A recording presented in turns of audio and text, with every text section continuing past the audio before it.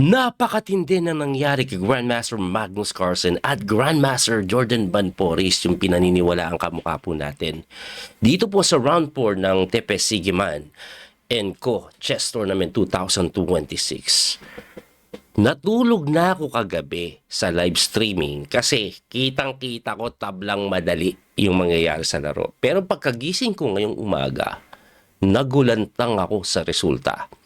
Ano po ba ang nangyari? Puti po dito si Jordan Banporis. Ang tinira niya po, E4.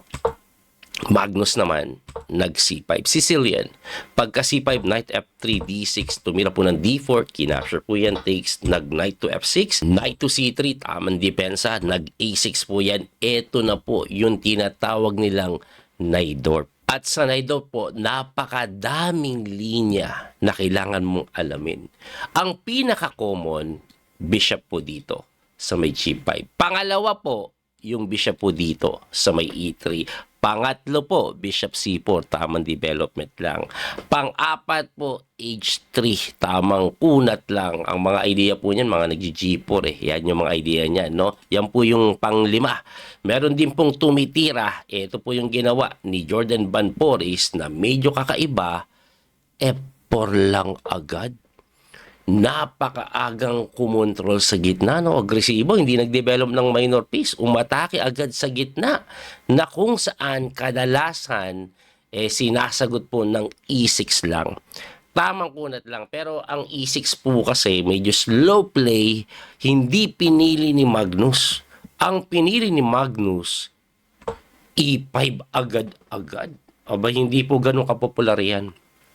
Pero alam niyo po ba, pagka E5 po ni Magnus, nag-isip na po siya ng napakatagal. Kasi po move 6 pa lang, nabawasan na siya. Ayan no, tingnan niyo po, ang time control nito is 1 hour and 30 minutes with 30 seconds increment per move. Tapos move 40, madadagdagan ang bawat manlalaro ng 30 minutes. Si Banporis, tumaas na eh. Nag 1 hour and 32 minutes. Si Magnus, ayan, bumaba na yung oras niya kasi mahigit 8 minutes po siyang nag-isip yan sa tiradang E5. Gusto niya pong mangyari dito, nakikita niya kasi preparado itong si Banporis, tinirahan niya ng E5 para maligaw na landas. Kaso, tumira lang po si Banporis ng medyo hindi ganun kapopular kasi ang kadalasang tinitira dito is Knight to F3. Knight to F3. Pero tinirahan niya po ng Knight to B3. And after Knight to B3, Magnus Carlsen immediately nag-Bishop to E7. Pagka Bishop to E7, tumira po ng F takes E5 si Banporis. Biniblitz out lang ni Banporis. Kinapture po yan. And then nag-Queen takes to D8. Binawi po ng Bishop. Medyo biniblitz out po ni Banporis. Si Magnus, bawat tira, nag-iisip pa rin eh. Nag-iisip po 5 minutes, ayan 7 minutes, eto, pinag-isipan niya kung king o bishop, 7 minutes na ginamit. Kaya kung titingnan niyo po yung kanilang oras, unti-unti lumalaki yung agwat nila. Banporis 1 hour and 30 minutes pa rin, samantalang si Magnus 1 hour and 10 minutes na lang. 20 minutes na agad yung kalamangan. Pagka bishop to D8, Banporis, biniblitz out pa rin, bishop to E3, develop lang. Ang ganda ng simple development niya, no? Kinokontrol niya po ito. Kinokontrol yung mga diagonal na dyan. Baka nga pwede mag-bishop dito para hindi maka-castling eh. Anyway, bishop E6 ang tinira ni Magnus. Naku, tagal nag-isip ni Magnus dyan. 25 minutes, tingnan niyo po yung oras. 46 minutes na lang si Magnus. Si Banporis, fresh pa no? Kasi 130 pa rin eh. Pagka bishop to E6, tumira po si Banporis na knight to C5 lang, inaatake yung bishop sa kayumpon. No? Ang bilis tinira yan na pinag-isipan na naman ni Magnus ng matagal yung kanyang tira dito. Siya po ay nag-bishop lang sa A5. And after bishop A5, according po sa engine evaluation, lamang daw po ng konti ito pong si Banporis. Pero ang kagandahan for the side of Magnus, alam nyo kung ano yung kagandahan? Ibalik lang po natin, no? Kasi ang main line dito, B5 at meron din pong nag-B6. Yan yung ginamit before. Ang sinasabi naman po ng engine, ang number 1 move, i-atras mo yung bishop. Pero si Magnus, ayan na nga, siya po ay tumira ng sarili niyang ideyang bishop to A5 lang. Ngayon, anong maganda? Nawala sa main line, nawala sa home prep. Eto si Van Poris with 1 hour and 29 minutes on the clock, nag-isip po ng napakatagal. Pag sinabi kong napakatagal, ang ibig sabihin nun, 35 minutes.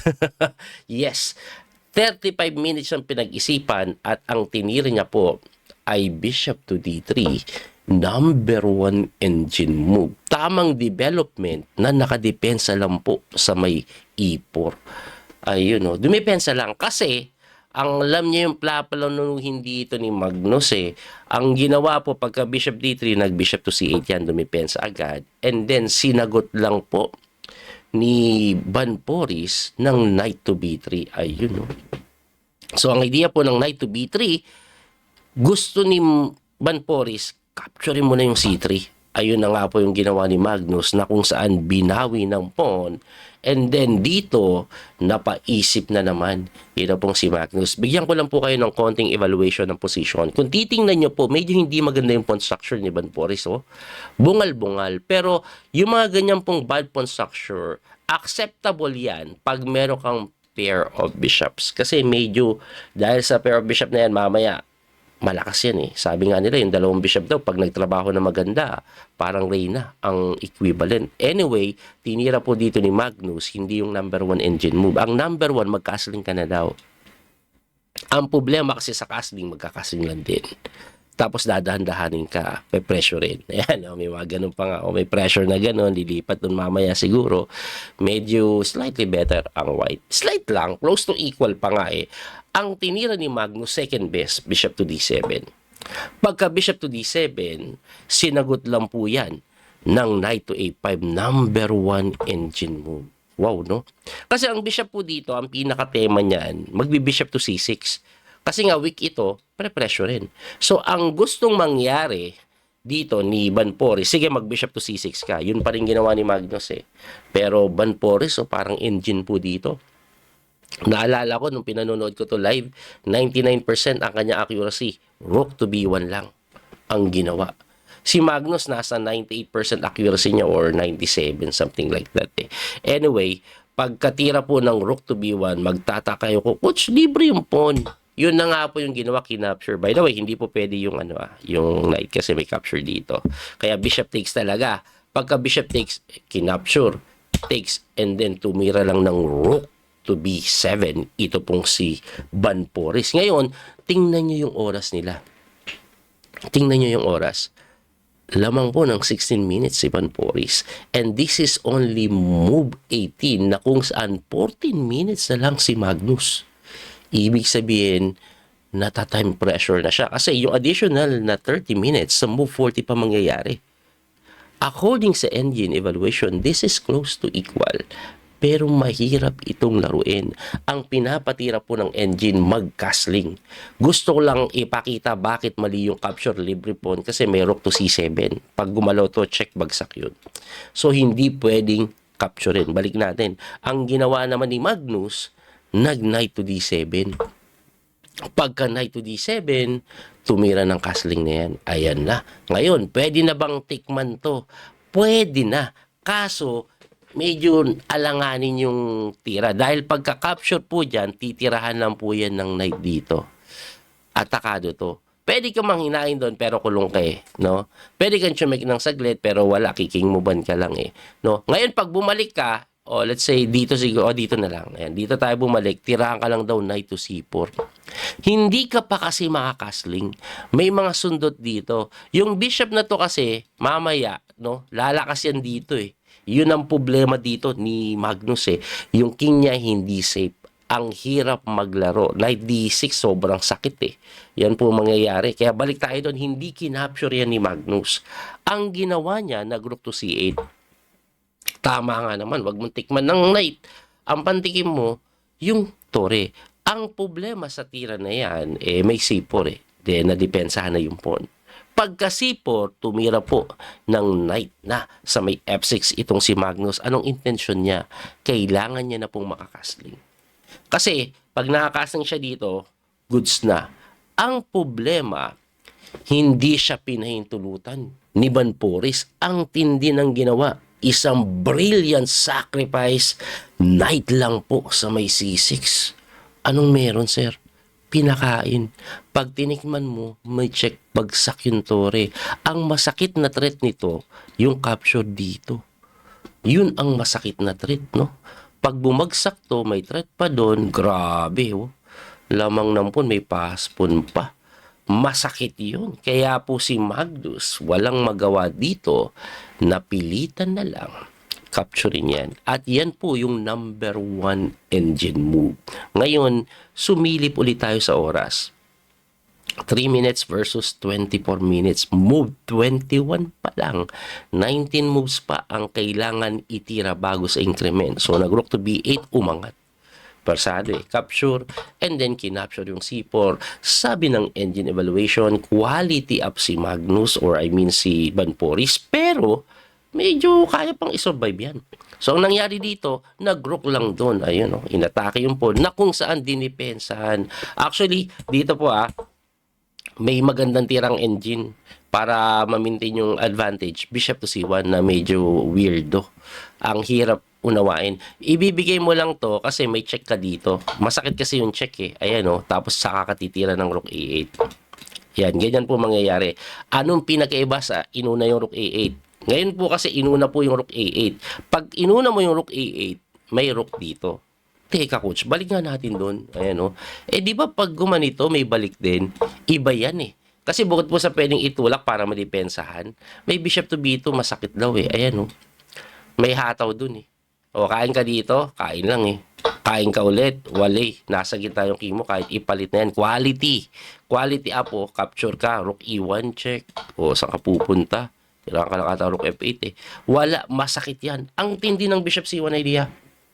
Hindi nga nakita. Kaya gumanito, ganun, tapos tumira po ng C4 na lang, binigay po yung pawn, pwedeng kainin din to Ito, ang kinapture po is yung A2, na kung saan, nag-bishop lang sa B6. Ayan ang idea niya, dito niya ilalagay yan, plus may check pa na ganun, di ba? Yan ang mga plano Ang ginawa, nag-king move. Pagka king move, nag-C5 na. At pagka C5, tumira po ng rook lang sa may C2, napakagandang diro, pine-pressure, na kung saan kinapture yung pawn. Ngayon, hindi mo pa pwedeng tikman yan, hindi mo pwedeng tikman. At pagka-capture po doon, dito nagkamali si Magnus. Ang best move po kasi is knight to D5. Ang tinira niya, kining mo ba niya? Na mali. Tingnan nyo, namuti yung bar. 2 minutes na lang kasi si Magnus, move 28 pa lang. Namuti yung bar. Ngayon, may tiradang rook to E1 daw kasi yan. Anong meron sa rook to E1? Hindi po basta-basta makapture ito kasi may capture din doon. Yun yung maganda sa rook to E1. Like for example, mag-rook to E1 daw, mag-H5 lang kasi hindi nga makapture H3. Halos maubusan ka ng tira, rook C4, depensa na lang daw. Tapos bishop A5 lang nga daw, pwede. Bishop A5, nibigay na lang to, Kasi may mga ganun Diba? Kaya di makapture Lamang daw po, clearly better. Kasi quality up, materially up Anyway, balik tayo sa nangyari. Ang ginawa kasi ni Banporis dito, nag-rook A7, ayun. Nagkamali si Banporis. Unang pagkakataon na nagkamali siya sa laro. Eto, mayroon ng king E6. Pagka king E6, bumalik. Sabi ni Magnus, "Uy, bumabalik ka. Bumabalik ka, tabla na to." Aba, mali ang ginawa ni Magnus na pagbalik. Kasi nga, mali yung tiradang rook to A7 di ba? Kaso, hindi na bumalik doon Iniba na yung tira Ibalik ko lang ang tamang tira po dito para matabla ito daw. Na medyo weird tingnan kasi parang, coach, may discovery, walang mahahagip. Walang mahagip. Kuwari, chumek ka dito. Yan, king D7 lang. Capture ka dito. Okay lang kasi may knight E3. Counterplay na matindi. Ang lupit ng counterplay Pang championship mahirap makita. Lalo na wala kang oras. Balik natin doon. Kaya, naintindihan ko yung approach ni Magnus. Simple lang king E7. Kaso hindi na bumalik. Nag-rook D1. Mali pa nga daw Ito yung best Pero second best yan. Ang idea niya, chichiking ka na ganun. So, ang ginawa po ni Magnus, nag-knight to D5. Tama yung tira niya. Tama din. Huwag kayong magtaka. Pinakain yan Kasi pag kinapture mo, mati ka boy. So, hindi mo makapture yan. Ina-attack ito. Pwede na din kainin to later on. Baka madepensa ng ganun. Ito din yung mga threat sabi ni Banporis dito, huwag kayong magulo. Akala nyo, pogi lang ako dahil kamukha ko si coach. chess player din ako. Etong sa'yo, boom, another sacrifice. Pusang gala, pinakain yung bishop. Pero pag kinapture mo, mabilis ang dating. Capture check kasi, hindi ka makamati, tas babagsak pa to. Mapagpasingaw ka na, mapapalit yung pyesa, quality up, winning na. Yun ang mangyayari. Kaya tinirahan niya ni Magnus, king to e8 lang. O, hindi niya pinalit. Nag-king to e8 na sinagot ng rook a8. Ayan, no? Gustong tirahin ng ganon, no? Mapilita ka ganon, capture. Mga ganon po gustong gawin yan. Na sinagot lang ni Magnus ng only way to continue para hindi pa losing, f6 lang. Move 33. Isang minuto na lang si Magnus. Siyempre, kinapture with a check. King F7. Pagka King F7, ang tagal pinag-isipan ito ni Banporis. No? Meron na lang po siyang natitirang 5 minuto. Ang tinira niya po after thinking for 3 minutes, Bishop to G5. Ang best move po is Bishop to H4. Pero bakit po siya nag-Bishop to G5? Ganito po kasi. Tingnan niyo mabuti yung posisyon. Nakahang po ito eh. Ngayon, may mga tiradang paparating. Knight to F4 or knight dito. Grabe po yung counterplay sa may G2. Kaya tinirahan po ng Bishop to G5. Pagka Bishop to G5, kinapture yung pawn, and then Bishop to C1 lang. Ayan. So, kahit papano, ito, slightly better pa rin daw po ang white. Ang kagandahan for the side of Magnus, tingnan niyo yung oras si Banporis. 1 minuto na lang, lumamang na siya sa time. Lumamang na siya sa time, pero yung material, lamang pa rin si Banporis. Tumira po ng 8-6 yan. Yan, medyo wala ng oras eh. Kunat-kunat na lang sila. Mali pa yung 8-6 eh. Equal daw po yan. Iatras mo na daw ito eh. Tapos itulak mo na eh. Yan daw ang gagawin. Pero, nag-8-6, wala din time si Magnus eh. Tumira po ng check. Tumakbo, ayan. Slightly or clearly better na naman si Banporis. Kasi blunder yung 8-6, medyo passive. Ngayon, anong gagawin na tira? Nag-H3, pasingaw. Ang tamang tira, Bishop po dito, pressure dito. O kaso nag-H3, pasingaw. Tumira po ng rook doon, binantayan. Binantayan na. Kaso nag-king move lang. Talagang tingin ko, minamadali lang ni Banporis kasi wala siyang oras eh. Mga simpleng tira lang ginagawa niya. Alam niyang materially up siya pero kailangan niya ng oras para mag-isip. Kaya minamadali niya makamove 40. So nasa move 39 sila, king H2, umatras na yung kabayo, and then nag-rook lang sa E3. Ayan, yung mga tira dito ni Banporis, yung accuracy bumababa na. Bumaba na po yung accuracy. So pagka rook to D3, kasi panic na eh. Wala nang time eh. Rook D3, move 40 na yan. Nag-rook to C5 si Magnus. Move 40 ni Magnus, last move niya yan. Nagkamali pa. Balik natin, ang tamang tira daw is rook to B1. Okay, ang intensyon para hindi po ito makapunta ditong ganun. Anyway, pagkatira po kasi ng rook to C5, naka-bishop to B2, bigay pressure po dito. Ang tanong, coach, ano ngayon kung may pressure dyan? Ito kasing problema no? Pag tinulak pala yan, let's say tinulak, rook lang po yan sa B3. Yes, mukha ka may pass mo, but this bishop, magiging napakalakas dito. Tapos papasok yan dito. Aray ko po, ang sakit. No? Ang sakit ng mangyayari, kalagayan ng itim. Kaya balik po tayo doon. No? Hindi po tinulak yan. Ang ginawa po is nag-knight to F4, hitting the rook, na tinirahan po ng rook to G3 lang. Tumira po ng knight to H5, na tinirahan ng rook to C3 lang, palit-palit. Ito po, clearly better po ito sa white. Kasi lamang ng material eh. Ngayon, yung oras nila tumaas na kasi nag-move 40 additional 30 minutes. So, sa ngayon, malinis yung laro ulit eh. Rook to D5, umiwas. Pag pinalit mo, talo ka agad sa endgame eh. So, tumira po ng rook C2 para bantayan yung second rank kasi magro-rook dito eh. Nag-king to H7, na sinagot lang ng bishop to A1. Talagang sinusugswang niya lang oh. Sabi niya, itulak mo na Brad. Kasi pag tinulak tutulakan ka din eh. Ayan oh. Yun ang mangyayari. Kaya hindi maitulak eh. Umatras yung kabayo. Nag-rook lang po sa may A2. Pumasok yung tore. Inatake yung pawn. Dumipensa na naman. Nag-bishop to C3 lang. Tumalon na naman yung kabayo. Nag-rook lang po sa C3. Ayan o, simple lang. Inatake, dumipensa. Ang nakita kong approach dito ni Banporis, alam niyang lamang siya. Dinadahan-dahan niya lang kasi may sugswang yung, yung black eh. Puwersadong dumipensa lagi. Hindi makaporma. Anyway, nag-rook lang po sa may B4, siguro pupunta dito, na sinagot ng iyon, hinamon mga sir. Hinamon na tinirahan ng rook lang sa may B3, hindi makapture. Pero si Banporis, nag-bishop to D4, hinamon, no? Napilitan ng ipalit yan. Kasi pag umiwas ka pa, kakainin na to. Walay na. Quality up na maliwanag. Kaya kinapture takes. And then, nag-knight sa H4. At after knight H4, winning na daw po si Banporis. Winning na. Ang tanong, wala na bang chance si Magnus? Winning na eh. Kasi ganito po nangyayari, no? So, tumalon dito yung kabayo, ina-attack ito. Huwag kayo magtaka na, coach, ba't hindi lang kainin para, panalo na madali. Hindi, yung mga ganyan pong quality up, yung mga tulak pa yan, mahirap pa ipanalo yan, dito maiwanan eh. May drawing chances pa yan. Anyway, dito po, ang tamang tira according sa engine, G4 na hindi nakita ni Banporis.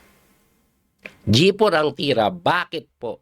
No? Kailangan mo itulak yan, wag mo ibigay yung pawn. Ang susunod po kasi ito hataw na dito eh. Ang tanong, coach, depensahan, madidepensahan naman. Dadandahanin ka, king G3, ganun. And then eventually babagsak to. Yun ang mangyayari, like clearly winning. With 12 minutes on the clock, hindi nakita ni Banporis yan. Ang tinira niya po, yung weird na bishop to D2. Oh, weird siya pero second best move siya. Ang pinaka-idea niya, ang lupit eh, kakapturein mo yung pawn. Yan, number 1 engine move tinira ni Magnus, no? May king to G3. So, ang ending, yung knight hindi makagalaw. Yun yung plano. Oh, hindi makagalaw, kakainin to, tinulak na lang. Ayan, oh. So, sa ngayon po, lamang si Magnus sa time, sabi po ng evaluation dito, close to equal, halos makatabla. So, tinulak yung pawn, and then nagpinla. Para po sa idea na bishop to C3. So, yun yung pinakatema niya. Nasinagot po yan ng king lang. Ayun, oh. Ganda na tinira, king move lang. Pagka king move, inatake na yung pawn, nasinagot lang ng E3. Ayun. So, ang mangyayari, ayun, kinapture na, takes, and then kinapture. Ang ending, very equal. Very equal yung posisyon. Kasi, coach, quality paano naging equal? Same side kasi. Ang mangyayari kasi, eto, kahit maubos yan, mapalit dito, knight versus rook, tabla po yan. At kagabi nga, nandyan yung posisyon, nag-king H7, natulog na ako kasi tabla na yan eh. Pero may hiwagang nangyari. May waga talaga yung chess, no? Pagka king H7, nagganon lang yan. Kinukulong yung kabayo na sinagot ng king to G6. Equal na equal. Nag-rook to E5 na sinagot ng knight to F5. Equal pa rin na king G4. At dito po, after king G4, may tiradang na miss si Magnus. Siya po ay nag-knight to D4. Nag-isip naman siya dyan, 2 minutes and 46 seconds, pero mali daw yan. Kasi ang pinakasimple para matapos ng problema mo, matabla na, H5. Yan ang pinakasimple. Siyempre, king move ka. Tapos, tirahan mo lang daw ng knight to H4. O, pag pumunta dito, check ka na naman. Anong susunod na tira? King move. Tulak. Ganon. Fortress na. Wala na. Wala nang magagawa. Tabla na yan. Kaya ako, kumpiyansa ako, matatabla yan eh. Pero si Magnus, tumira po siya ng knight doon na kung saan naatake. At yung knight, halos makulong. Pag yung knight kasi lumayo dito sa king side, may chance makulong yan. Hindi po pwedeng makabalik eh, dahil may check eh, bagsak na eh. So, tumakbo palayo. Pag takbo palayo, nag-rook to C4, ayan na, halos makulong na yung knight. Halos makulong na. Kung kanina equal na equal, ngayon, lamang na naman daw po ang white. Hindi po makabalik doon, may pin. Napilitan yan mag-king H7 para makabalik na doon. O binantayan. O pagkabantay, nag-knight doon. Mukhang gustong tumakas eh. Pero mali. Ang tamang tira daw, G6. Pero lamang pa rin eh. Para pagkapunta mo doon, may tatakbo ang ad card. Anyway, gumanon. E then, atake na naman. Pagka-atake bumalik, nagganon. Yan, mali pa nga to. Ang tamang tira daw po, no? Dito lang. Oh, sabi ng engine. Gulo ng engine eh, no?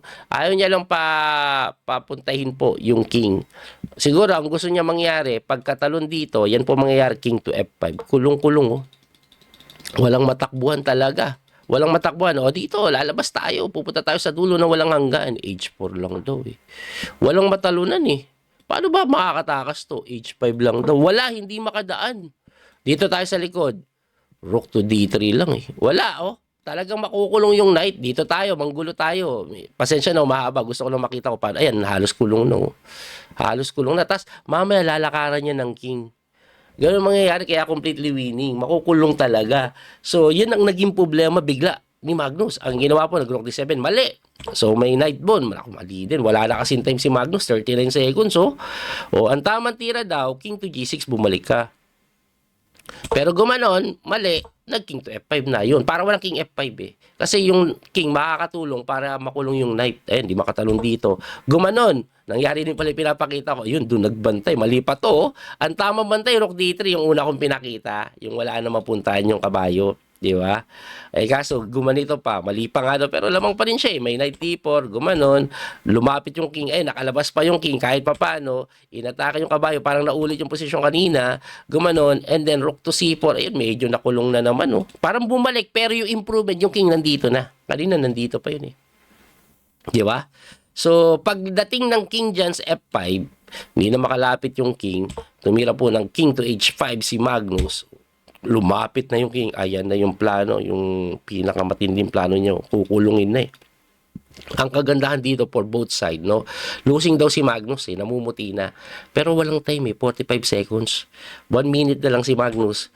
Nag G5. Pagka G5, tingnan mo, nag-blunder eh. Walang oras eh. Ang best move daw, grabe, king to D5.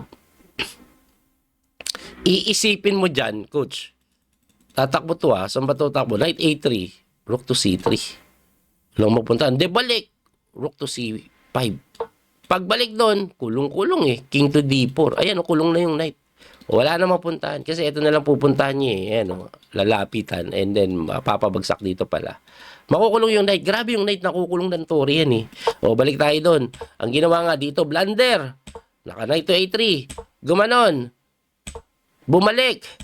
Gumanon. Wala, drawish daw to. King H4, drawish na. Di ba? Drawish na. Kaya-kaya naman. Kasi ang gagawin dyan, dito tulak. Iintindihin mo pa to. Tapos yung knight, medyo marirelax kasi magbabantay na yung Tory dito, pati yung king eh.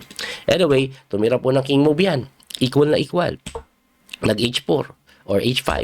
Gumanon, inatake. Umatras. Equal na equal po. Gumanon, okay? Bumalik. Equal na equal. Gumanon, inaatake po yung kanyang kabayo, no? At dito, ang best move, Knight A7, equal pa rin. Mukha siyang matatrap eh, pero sa pagkakataong ito, may malaking diferensya yan. Kuwari, nag-Knight to A7, yan yung number 1 engine move eh. Yes, trap po yan gamit yung king.